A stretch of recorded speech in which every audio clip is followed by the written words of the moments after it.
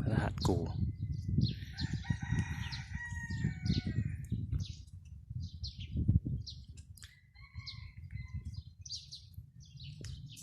พระธาตุกูที่บ้าน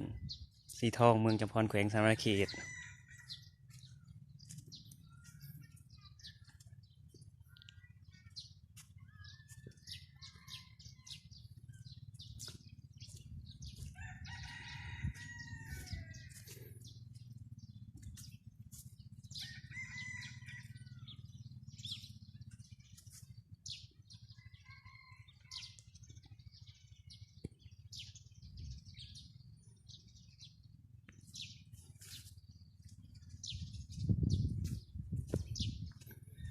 ได้เคย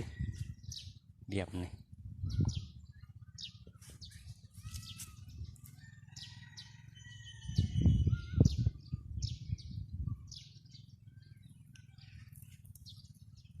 หินกระแจกกระจายกันไปหมด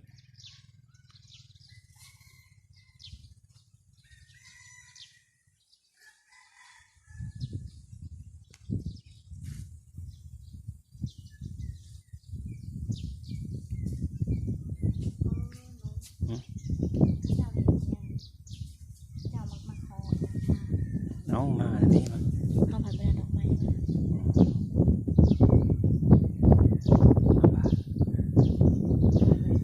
ข้าวผัดเป็นดอกไม้มาบ้านนี่เนี่ย อ่านด้วยหามเขาอย่างเนี้ยห้ามเข้าในห้ามเข้าในบื้อพระธาตุบื้อแบบบื้อแบบนี้ จังหวะบื้อเหมือนอันนี้นะจังหวะนี้มาแม่นอันนี้ก็เชิญบื้อถือว่าอยู่ในบ่อันนี้เนาะอาจิเมนกับช็อกนะนั่นแหละคนแล้วเขาไปถ่ายรูปเขาบริถือดอกไม้มืออื่นหมดแล้วจะมาใหม่นี่บื้อนี่อาจิเมนนี่บื้อพระธาตุ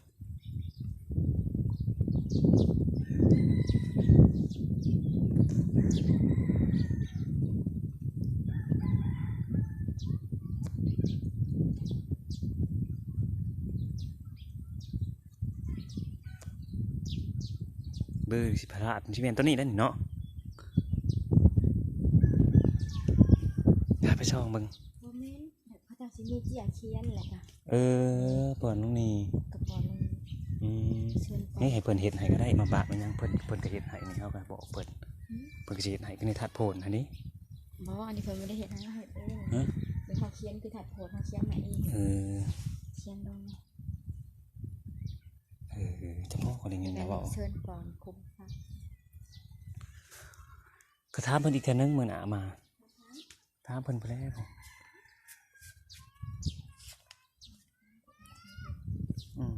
ไปแล้วตายเลี้ยวอันนี้เห็ดปฏิทินประเด็นเลย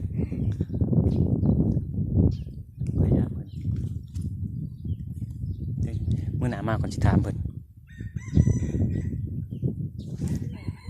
ฮะ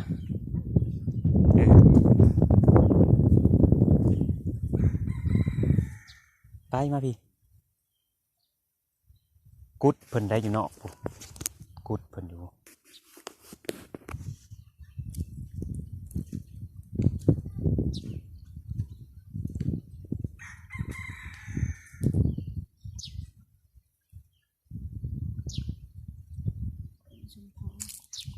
มันเหมือนมันเปิด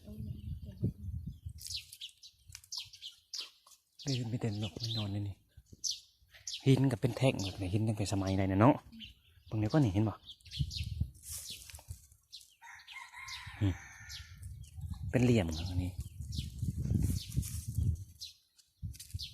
ก็เป็นเหลี่ยมบักใหญ่เนาะเจ้าได้จังเห็นได้เนาะคนสมัยตะกี้เป็นลูกพ่อเขามีมาถอดพยานบ่อนบำเพ็ญเพิ่นนั่นนะเดี๋ยวครับเพิ่นไหนลูกตามเพิ่นเลยบางทีปากไปดันหนาแม่นติดันหนามีแน่ดันหนาแม่นนั่นดันหนาอยู่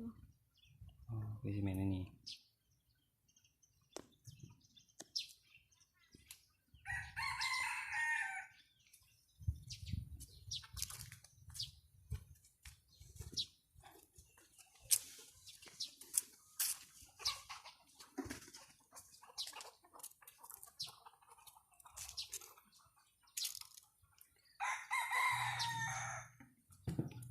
ได้อันนี้ไป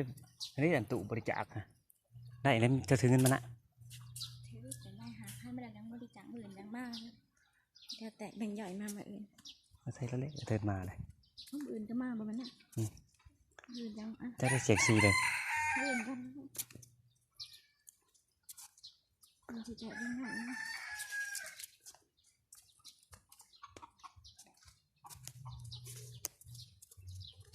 เอาเกิดไป เก็บไว้ใช่ไหมอันนี้จะกระเห็ดใช่ไหม ฮะ ว่าเพื่อนให้บ้าเงิน อ้าวอันนี้กับพระธาตุคือกัน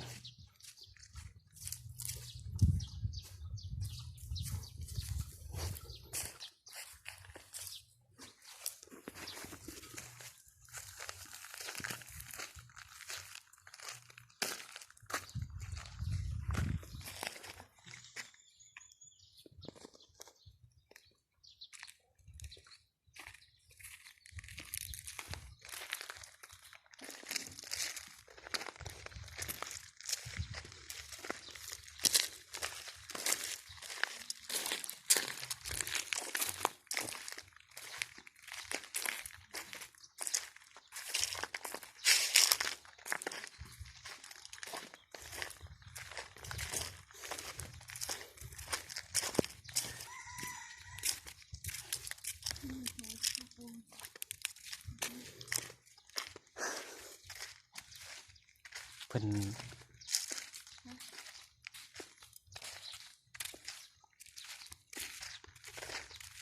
ขับเอาไปรถอ่ะ